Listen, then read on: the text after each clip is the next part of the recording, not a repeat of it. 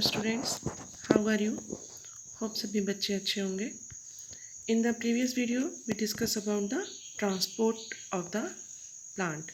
Transportation कैसे होता है प्लांट में, ये हमें मालूम है कि जाइलम और फ्लोएम हेल्प करते हैं. अब हमें पढ़ना है कि ट्रांसपोर्ट ऑफ वाटर, पानी का ट्रांसपोर्टेशन कैसे होता है प्लांट्स में. Let's see in this video we'll discuss about the transport of water. In xylem tissue, vessels and tracheids of the roots, stem and leaves are interconnected to form a continuous system of water conducting channel reaching all the part of the plant. जो xylem tissue हैं उनमें vessels और tracheids दोनों मौजूद होती हैं root के सहारे, है ना. रूट में वेसल्स और ट्रैकेट मौजूद होती हैं जो जाइलम टिश्यू को फॉर्मेशन करती हैं. और ये जो जाइलम टिश्यू हैं, वेसल, ट्रैकेट्स, ये स्टेम और लीव्स तक पूरी कनेक्टेड रहती हैं और एक चैनल बनाती हैं. एक चैनल के थ्रू ये जड़ से लेकर के लास्ट सिरे तक कनेक्ट रहती हैं. देखो कैसे, ये हो गया हमारा जाइलम, ठीक है. अब इस जाइलम में ये होती हैं वेसल्स और ये हिस्सा होता है ट्रैकेट्स का, ये होता है ट्रैकेट्स का. अब ये पूरा रूट सिस्टम से जब स्टार्ट होता है तो यहाँ से रूट से स्टार्ट होगा और प्लांट के लास्ट सिरे एकदम लास्ट पॉइंट तक सभी जगह ये एक चैनल में कनेक्ट रहता है.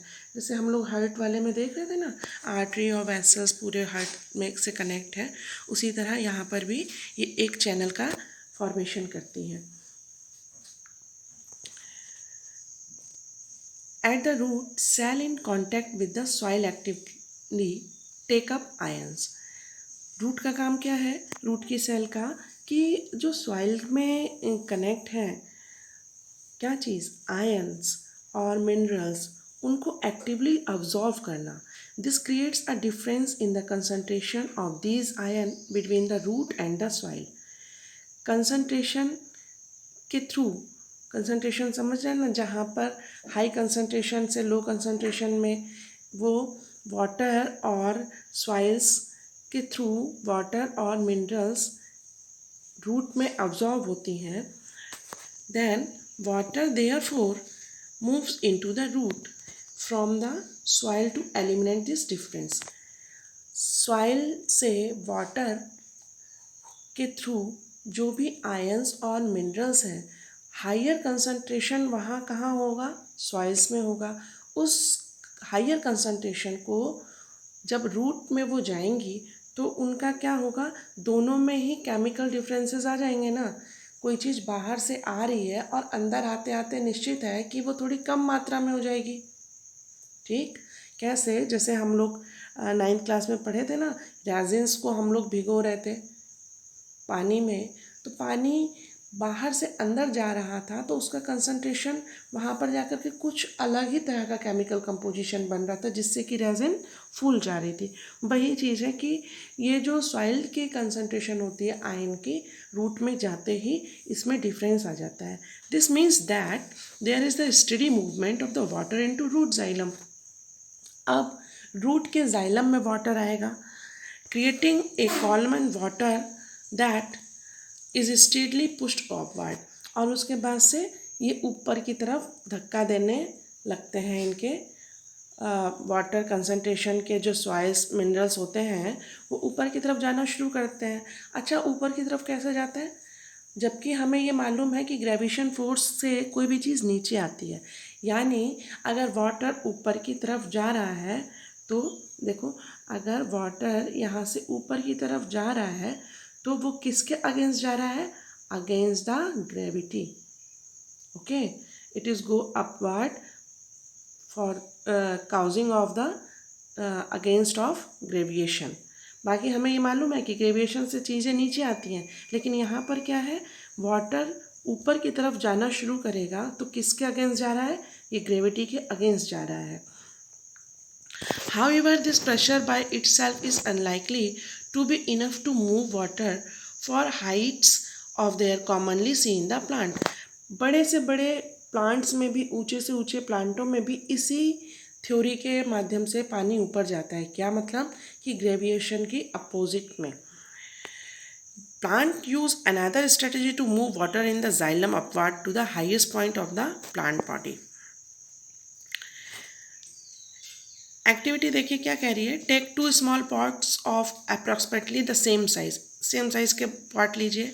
Having the same amount of the soil, बराबर मात्रा में मट्टी डालिए। One should have a plant in it, और एक में मतलब दोनों में उसमें प्लांट लगाइए। Place a stick of the same height as the plant in the other pot, और दूसरे पॉट में भी सेम हाइट का ही प्लांट लगा दीजिए। Cover the soil in both pot with a plastic sheet, और उसके बाद से cover the soil in both pot, दोनों ही बर्तनों में प्लास्टिक से उसको ढक दीजिए। So the moisture cannot escape by evaporation, moisture evaporation से बाहर की तरफ नहीं जाना चाहिए। Cover both set one of the plant and the other with the stick with plastic sheet and place the bright sunlight for half an hour. Do you observe any difference in two cases? इन दोनों में आपको क्या अंतर दिख रहा है वो आप अपना करके, प्रैक्टिकली ऐसी एक्टिविटीज़ हैं जो आप अपने घर पे भी ईजिली कर सकते हो।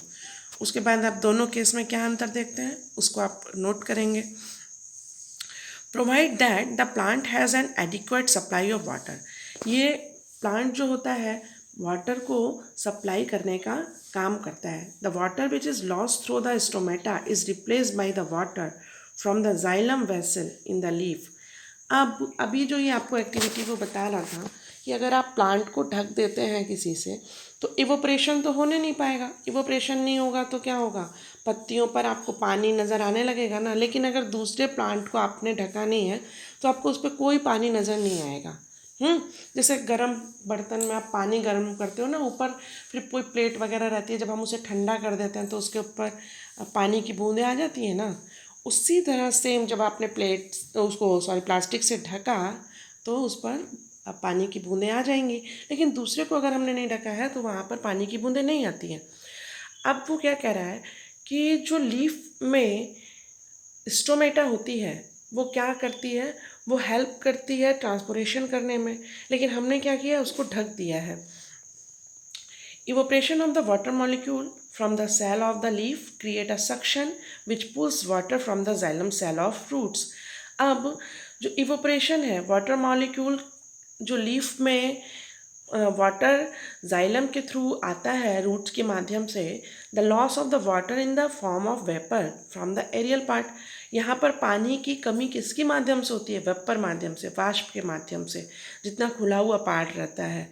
ये प्रोसेस क्या कहलाता है, ये प्रोसेस कहलाता है ट्रांसपोरेशन। देखो डायग्राम में आपको दिखा रहा है यहाँ पर movement of the water during the transportation in a tree. Water vapour के थ्रू बाहर पानी निकलता जाता है, ये प्रोसेस क्या कहलाता है, ट्रांसपोरेशन इन द ट्री। ठीक, अब पानी कैसे ऊपर गया, पूरा एकदम स्टेम के अंतिम सिरे तक पहुंचा, ये ट्रांसपोरेशन है। In the next video we will discuss about the transpiration.